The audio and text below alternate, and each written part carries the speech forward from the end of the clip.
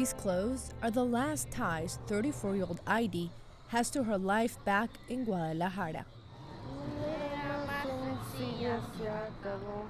Her daughter is helping her hang them at an abandoned shopping center in Tijuana, where they have been living along with her 6 other children for half a year.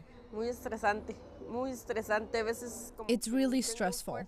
Sometimes I don't even know where I get the energy to get out of bed.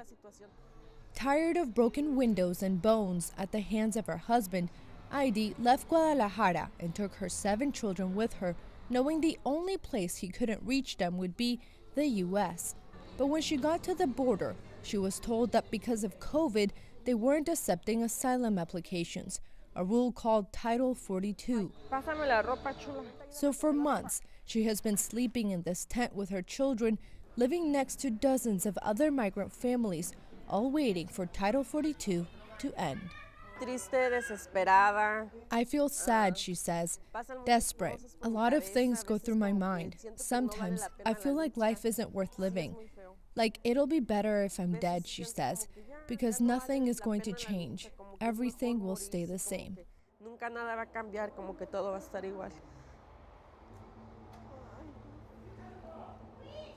Since it was implemented at the start of the pandemic, migrants have been expelled more than 1.8 million times under Title 42, according to Customs and Border Protection.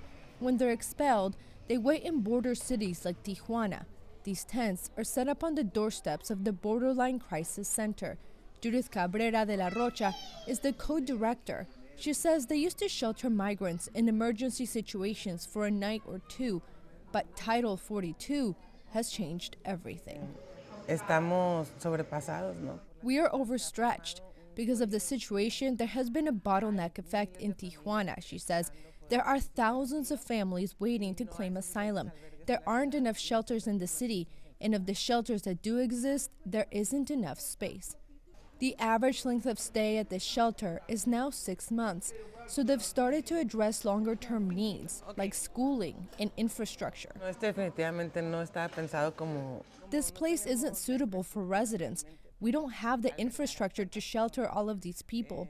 So, for example, there are grease stains on the wall that could present a fire danger, but we haven't been able to create a proper and dignified kitchen for these people. But for migrants like Heidi, looking back isn't an option.